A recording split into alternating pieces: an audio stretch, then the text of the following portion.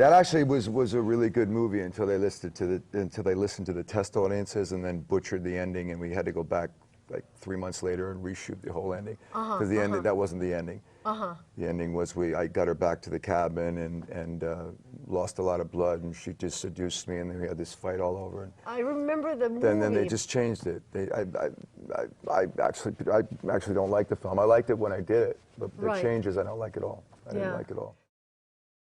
Hello, everyone, and welcome to an episode of $1 Million Day Player. No idea where this is actually going to fall in the episode list.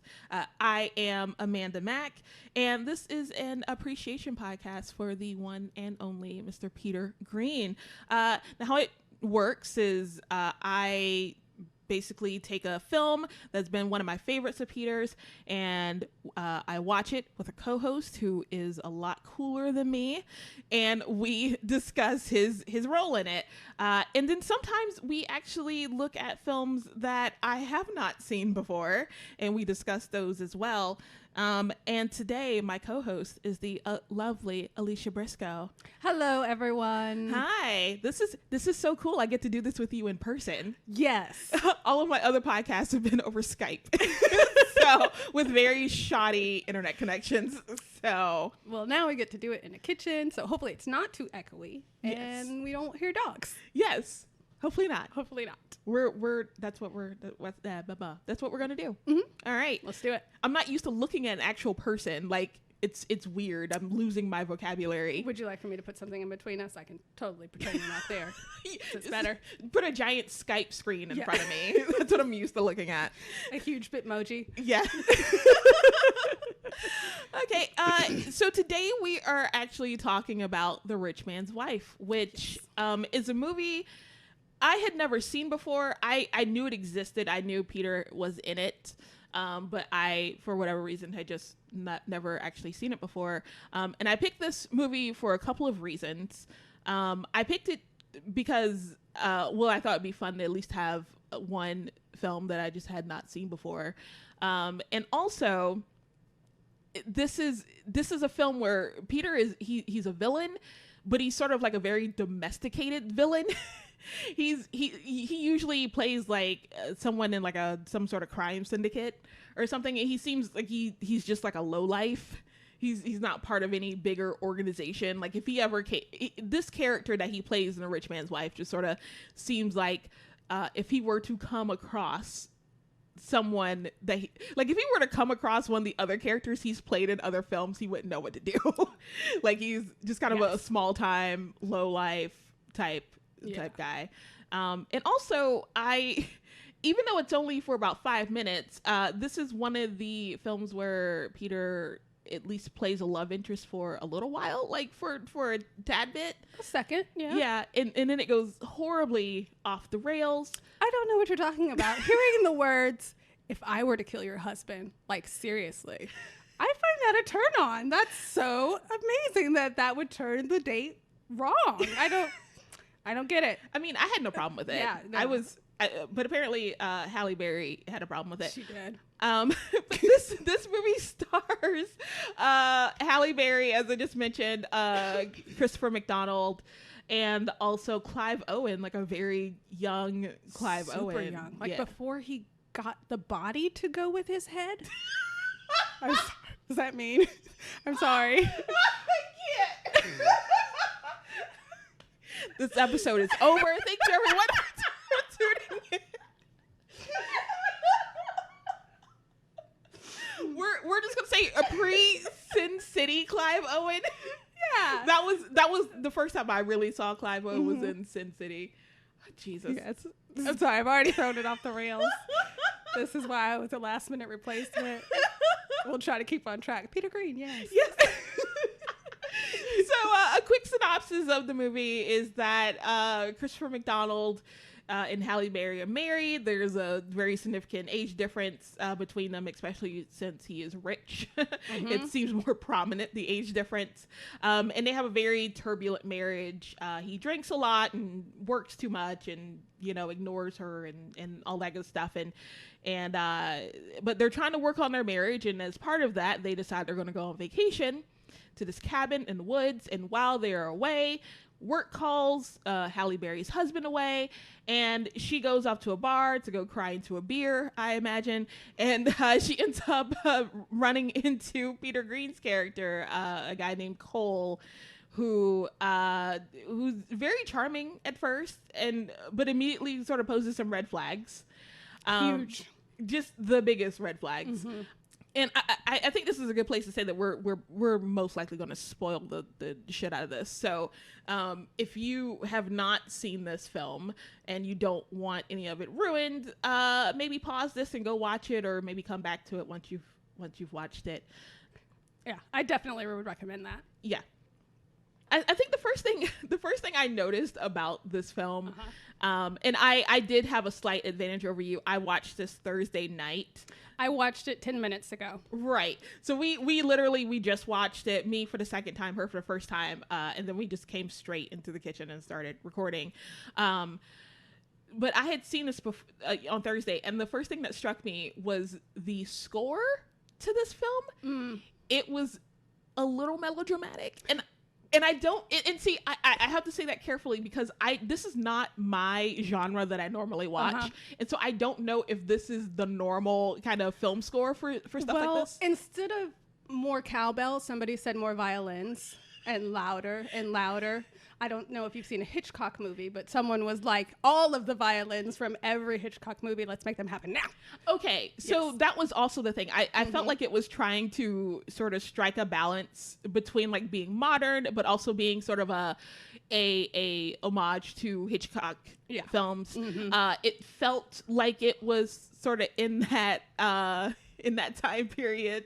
Yeah, so I'm happy that I wasn't the only one that noticed that, because and even the acting, there was a lot of sort of over the top, almost not melodramatic, but playing as if it was a silent movie, wanting to emote everything first. Right. Exactly.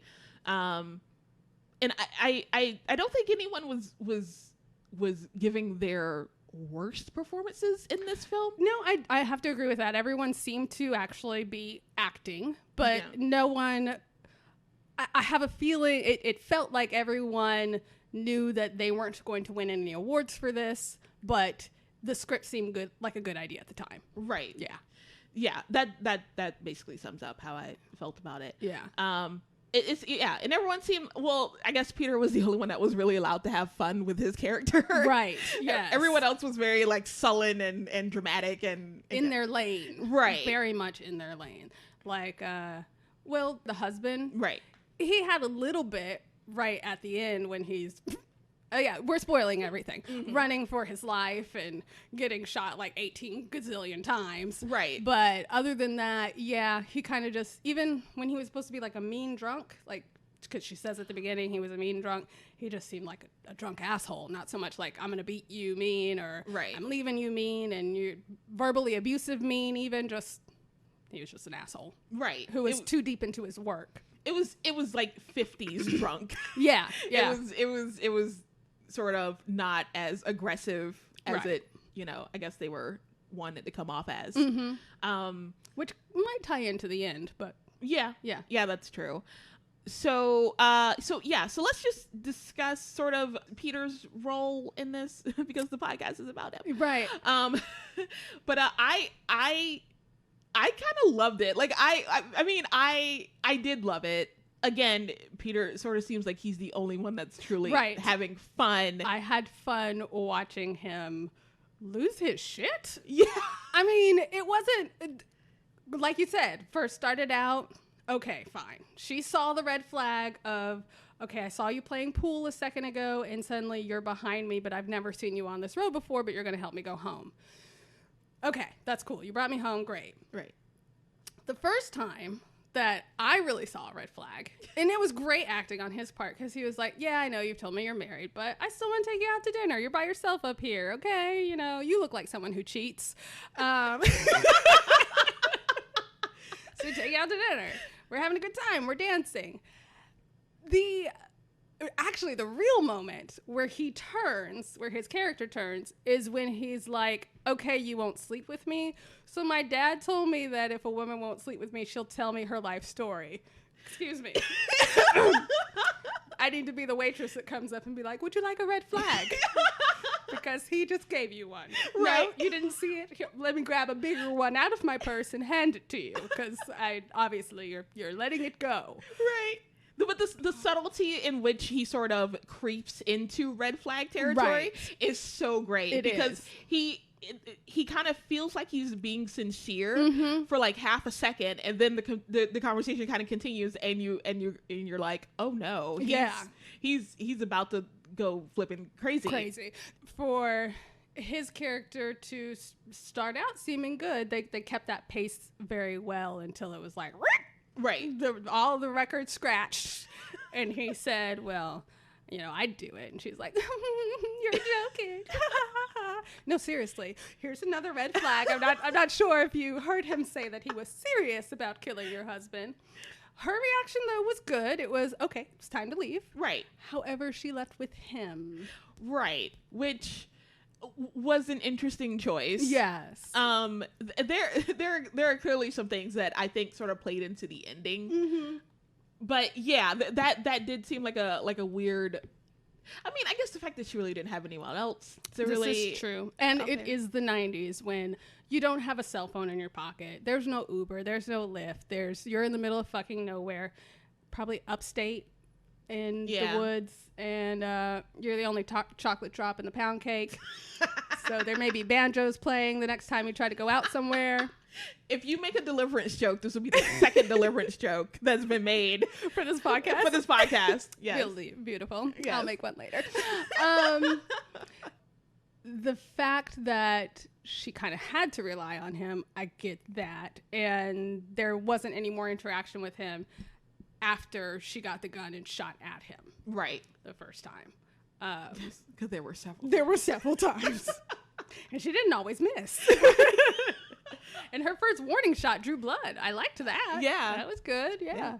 And he did good enough to run away at that time. Yes. To run away. And then when he keeps his promise, that he made up a great script that they supposedly said when he saw him again. He was like, yeah, you were like, kill my husband. She never said that. So I kind of want to pause on this scene here because this was probably my favorite scene in the entire film. It's the scene when he has after he's killed the husband, he comes back and he comes into their house. Like they're not on vacation anymore, so he actually knows where they actually live at, and so he stalked her, by the way. Keep going. Yeah, totally stalked her.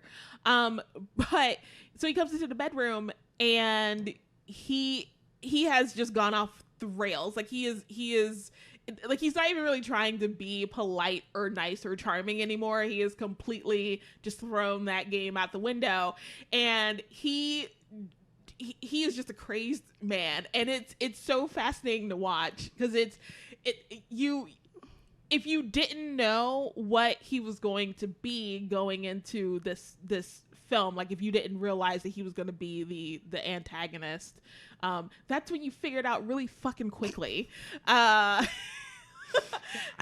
Him's a bad guy. I think this is sort of the most explosive, aggressive I've seen him in a film. I can buy that. Yeah. I mean, that scene, he is high on just killing someone. Right. So, he is playing the adrenaline rush of, I did it, I got away with it, and by the way, you were a part of it. You don't remember? Let me tell you the whole story that you did not say, but I remember it this way. Remember how that happened? And Halle Berry's like, just crying her eyes out. Yeah. But he's totally taking advantage of manipulating her, quote unquote, at the time. See, the ending colors everything. So as you're watching it, then yes, he seems to have all the power. So he's not only high off of just killing someone, he's high off of terrifying this woman who he wants and is going to have one way or another. Right. Yeah. Right. And that is the ice machine in the back, because I'm pretty sure the microphone picked it up. So I guess to continue talking about it, we're going to have to kind of spoil some of the twists and turns of it. Here we go. Yeah, here we go. Spoiler territory.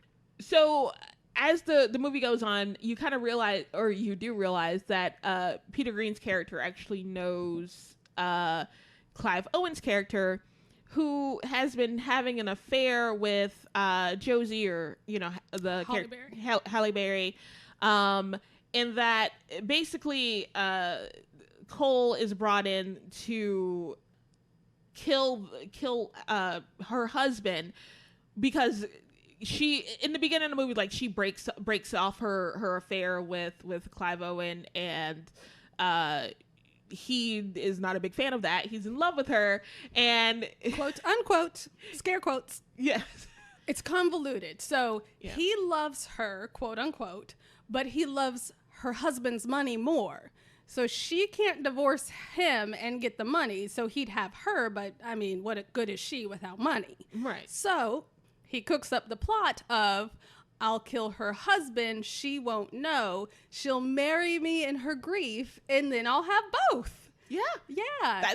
that's perfect. That's Yeah, except Cole is like, no, I think she's pretty too. yeah. She's a pretty lady. She's a party lady.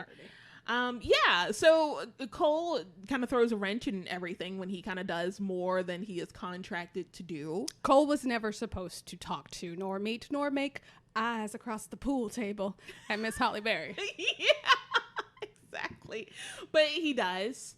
And that sort of sets in wheels the motion, kind of all the events that happens in the film. Now, one of my favorite characters was the ex-wife of Jake, but I also had a lot of moments when I was watching and she kept playing up that she, was the ex-wife and whatnot, and I was just like, I don't believe that they were ever married. I can't see them being together. No, especially when you see Halle Berry's personality versus hers, because she's so brash and Holly's like a small flower. She's a Mary Sue. Right. She is a Mary Sue. Yeah, she is. Except she's a fairly inoffensive Mary Sue. Like, I was never bothered by, because she shot somebody.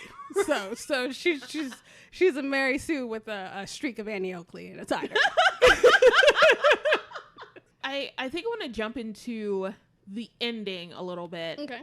The ending was different originally, but apparently it tested badly for audiences, and so they changed it to the one that we got, which the ending is, to some degree, Halle Berry and Clive Owen's ex-wife have been working together, but I can kind of tell it's a reshoot of an ending, because none of what's in the movie really adds up to that ending. Yeah. What it's missing is a Memento flashback. It's missing to where and part of me is like, okay, I can kind of respect that you don't need to spoon feed me, that they knew all along, but the interaction, at no point prior to the movie do you see a confrontation or any interaction between ex-wife and Halle Berry. So it was somewhere. It was around the time The Usual Suspects had come out, and that's kind of what it reminded me of. Yeah. Just because it, they treat the twist like it's this incredible, amazing thing. Like, oh my God, can you even believe it? Right. But they just didn't have the evidence that Usual Suspects put into their ending. To where if you're second viewing, you're like, oh, right, that is the point, and then that happened, and he is a liar. That never happens with this movie. There's no point that if on a second viewing, you can go back and be like, oh, she knew. She totally knew. The only thing that you might be able to is when she's saying that he was mean when he was a drunk, and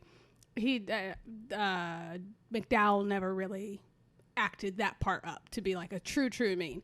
All of his anger and frustration was directed towards work and not towards her. Right. Except for the one, so obviously they went back and retro some stuff, because it was totally ADR. Them walking up to the cabin and being like, you stupid bitch, why didn't you get a key? Blah, blah, blah. And the whole time I'm thinking, she asked you to plan the vacation, moron.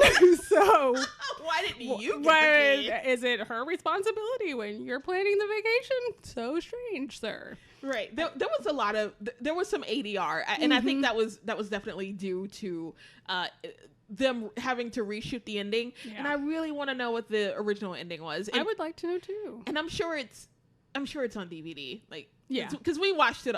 We rented it from Amazon and watched it on streaming. So we didn't get any of the bonus features. But I'm almost positive they put the alternate ending on the DVD features. So I'd really like to know what it was, because yeah, I didn't feel cheated by the ending. No.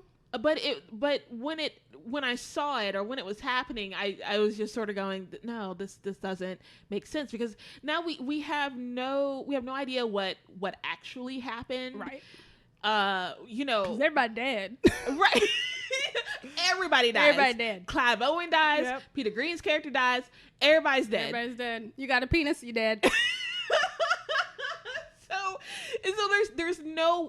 there's no evidence of how much she was involved in. Like, did she actually contact Cole to carry this out? And she was sort of the the unreliable narrator, right? And just telling her side of it. Like I think a quick flash back to the scene in the bar and just showing her responding to him differently. They don't even have to like replay the entire scene. Just a quick flash of her saying, yeah, let's do that, or whatever. Right. Or his delusional rant actually being true, because when he comes in after killing her husband saying, you said that you wanted me to do it, and I'm sure that waitress heard it, that didn't happen in the prior scene. So if that actually was true, just going back and showing it. So yeah, you're right, 100%. And the only time they gave you a clue was when they brought back in the ex-wife for the final questioning. Right. And she's like, well, if it had been me, you totally have a case. And I was like, okay, well, thank you for spelling it out for the audience that it was you. Right. And that you had something to do with it. Right. Yeah. Yeah. Because you wanted one last check or alimony or whatever. Yeah. And, that was another thing that was sort of messed up by them sort of retconning stuff and not going back and kind of supporting it. I have no idea why the ex-wife was in on it. Like, what she really got out of it. I mean, because that kind of throws a wrench into a lot of things that happen. Like, at some point after the husband dies, she goes to the what do you call him? Executor, or the prosecutor? No, the lawyer. I think it's just the lawyer. Precinct? Oh, the lawyer. Goes to the attorney. Yeah. And her husband hasn't put her name on anything. Executor. Executor. There we go. Yeah. And her husband hasn't put anything in her name, so she has nothing. Right. And so assuming that part was true, what were they doing it for? Like, right. Because I mean, eventually she'll get the money, but it could be tied up for years. So the ending scene makes it sound like they got away with this great big thing, but it's like, what did they gain? Yeah. And unless they made out as they were driving off, and it'd be like that we're actually the ones who are in love with each other. We gained each other. Exactly. Then I'm with you. There is absolutely nothing in it for the ex-wife. Well, she did ask about a reward at some point. During her first interview, she asked about a reward. But now I don't know whether that was something that she did in character, because it's also revealed at the end that she is not as airheaded as she's sort of portraying in the Holly police Berry's station character, or no, her. Yeah, the ex-wife. Like, ex-wife, she the whole time she's like smoking a cigarette and kind of playing like dumb, and then she gets into the car, or Halle Berry gets into the car, and it's revealed that they've been working together, and her accent drops. Both of their accents drop. Yeah, both of them. Like, Halle Berry the whole time has been like, I'm innocent, please don't hurt me, and then she gets in the car and she's like, all right, we're done, bitch, let's do it. Drive along. And then the divorcee is like, I don't know why my husband would do this, and what you really need to do is look into those people. And then Holly gets in the car and she's like, you were out of there in a second, girl, let's go. Let's ride. And everyone's like, what? One of the things I want to know, if you noticed, so there's a lot of gunplay in this film, but all the guns are they're like pocket guns. They're like, They are. like from the 50s and whatnot, which I think is something else that sort of led me to believe that they were trying to invoke that 50s vibe. Noir. Yeah. Yeah. And I just thought, like, it looked so ridiculous at some points, because in order for Peter's character to kill Christopher McDonald, like, he was pumping him just full of bullets, and it's because he's essentially got a fucking pea shooter. Yes, he's shooting him basically with a 22, it looked like. Right. So unless you're really close up, which the last couple of bullets were, then McDonald was a big guy. Yeah. So the bullets weren't quite penetrative. And it seemed like the first time it shot him, it went through his cheek. I couldn't tell. He shot him in the face. Okay. Yeah, I think it was like his eye or that general right. area. So the angle was bad and didn't actually kill him for the first shot. But when he's chasing him back and forth through the diamond pit, and that's what the baseball thing is called, right? Yeah. Basically. Yeah. Sure. Yeah. Sports ball. And missing, all I could think, sorry, I told her that I was going to go off subject, was John Wick. And I started to count the bullets, and I was like, there aren't that many bullets in that gun. Nope. Yeah. They've missed it. Nope. But that's okay. But they did do good by the 22 not shooting him straight off, and him being full of holes and still being able to move. Right. And I had that same trade-off in my head where I was like, this seems like a lot of bullets for this gun. But they did, at least demonstrate that it was a 22 and it was not going to take him down in one shot from 40 feet away. Right. So I just had to remark on the guns, because they no one at any point had a normal size gun. No. They were all pocket guns, and the fact that Peter's character is sort of like a scumbag who probably does stuff like this anyway. It's like, why would you have this tiny ass gun? Like, right. This is kind of your wheelhouse here. This is, right. Well, okay, so for killing McDowell, it made sense for him to use that gun because it came from the cabin, so it can kind of frame her. Right. But when he attacks her again, or it's either her again or Clive Owen's character, and he still has that gun, then that does not make sense anymore. Right. That doesn't make any more sense for him to have that gun. And then she gets a 6-shooter. And what? How long has she had that gun? Because she got it out of a drawer, and, first thoughts is you got somebody in your house who has threatened you and has let you leave the house. You come back and you don't carry that gun with you all the time? No? Okay. Yep. Again, just me. Again, it could have been one of those things that was covered in the first version of the movie, but then they changed the ending and probably went back. From the interview, I think I remember Peter saying that they came back and reshot the entire ending, but they probably shot like some pickup scenes as well to maybe kind of try and mold it more to the ending. But I guess they just didn't shoot enough pickup shots.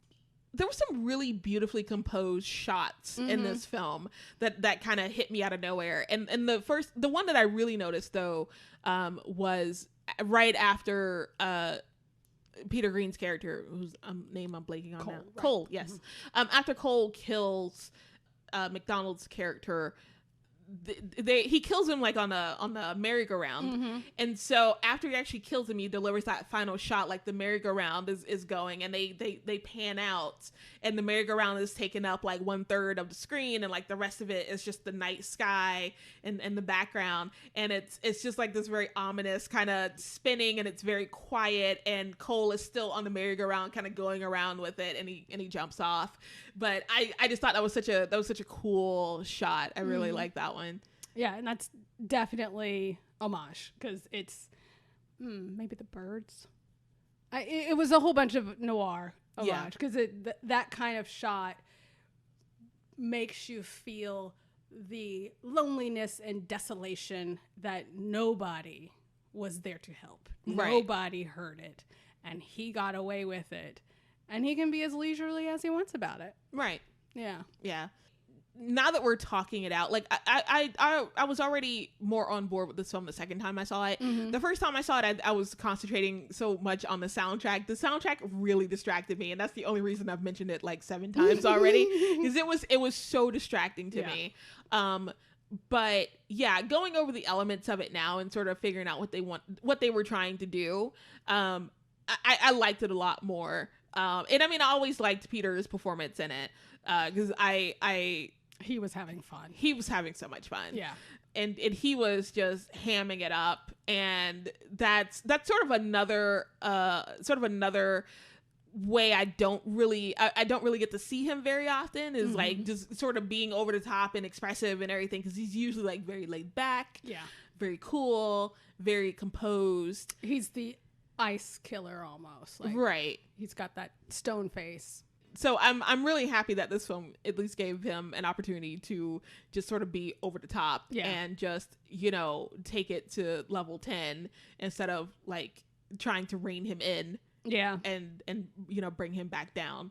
So it was, I enjoyed it a lot. So like, now that we're talking about the fact that there's an alternate ending, I'm kind of seeing more of it, because when he goes to meet Clive Owen and it is revealed that Clive Owen is the one who actually hired him to kill the husband, he threatens him not by pointing the knife at him, but by cutting his own hand. Right. And so that is planting evidence there. Right. But we never like saw the payoff. There's of that. no payoff for that. Yeah. Right. Exactly. And the police are never led to make the connection between the two. So Cole gives the performance that you want to know and want to see of, I'm kind of smart, I've gotten away with things before, and so I'm going to manipulate everybody by threatening them because I know them and I know their soft spots. Right. That's the other thing. The police take a picture of Cole and they figure out who he is, and he's got a rap sheet, and they're like, he killed his wife and daughter? I forgot. It was like a 5-second thing. Yeah, I think he was wanted in connection to the death of his wife, his ex-wife. Right, but he got off of it. Right, he walked on it. But there's no payoff or explanation of how Cole found him. Right. It's not like they were buddy. It's not like when Cole has the confrontation with Clive Owen's character. Why can't I remember his name? Jake. That's Jake. what it was. Okay. Yeah. Team Jacob. I'm kidding. Oh my God, please. Somebody's going to blackmail me with that. There's no point where it's like, buddy, we've known each other. Right. You know what I'm capable of because I told you about it. You were there. It's something like that. There was no connection. I imagine Jake just found Cole in like the fucking bad guy yellow pages. Yep. Yellow book. Just used his fingers. That's what it felt like. Yeah. Because there's really, I think the only the thing that maybe they were trying to make work as an explanation as to why Cole and Jake knew each other is the fact that Jake is broke and and he seems like he's that he would do desperate things and maybe like he had reached a point before where he went out and sort of hired someone like Cole but it didn't really work because like you said we had no evidence that they'd ever really known each other, so he had to have like found him in some sort of bad guy listing. I don't know.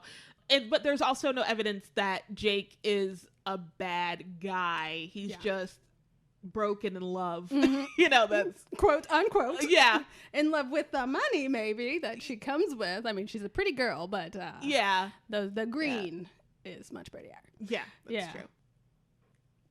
Anyway, I do want to give hats off to the fight choreographer.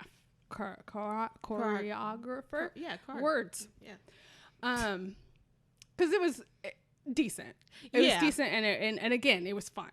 Yeah, and I think it looked good enough for their skill level because I kind of hate when you've been given all this evidence in a movie that these people are clearly not fighters. They're not trained assassins, and then they get into a situation where they have to fight and they just pull these fucking jujitsu moves out of nowhere. Yes. Or they're just way more clever than you would think someone like that would actually be. Right. So yeah, it was messy and it was kind of bumbling and whatnot.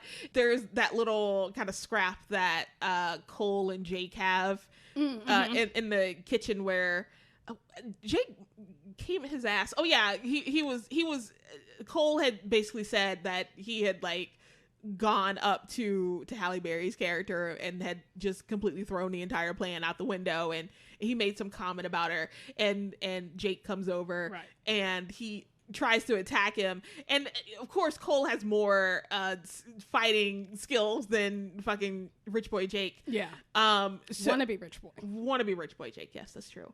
Or only rich when the investors do. So I don't know. Whatever. There was some explanation to why he didn't have shit.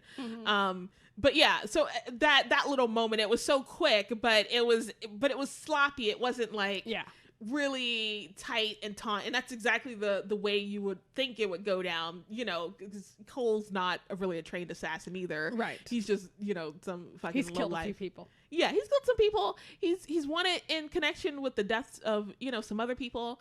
But for the most part, he's just a normal guy. Yeah, normal guy, normal, unconnected from the mob guy. Yeah, you know. Yeah. So. Yeah. So yeah, I completely agree with that. Overall, I liked it. I didn't feel like it was a waste. I'd recommend it. Yeah, sure. Yeah, it's a fun. Let's go back to the 90s thriller. Right. Just turn down the volume when the violins come on. Yeah. Maybe watch it with subtitles. Exactly. Yeah. But yeah. I'm happy I chose this movie because, again, like I said, I chose it based on the trailer, and whatever trailer I saw, it played up Peter like he was a love interest, so I was like, oh, okay, cool.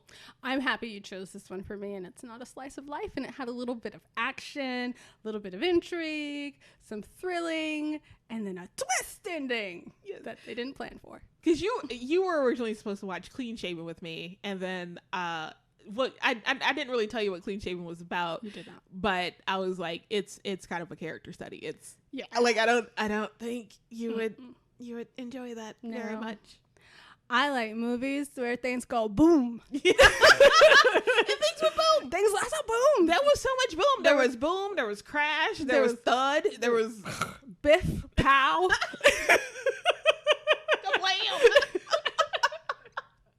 A little bit of blood. It was great. Yes, It was great. great. Yes. All right. Oh my Yay. God. Well, thank you for joining me and watching The Rich Man's Wife with me. And You're very welcome. And yeah, thanks. All right. To Peter Greene. Yes, to Peter Greene.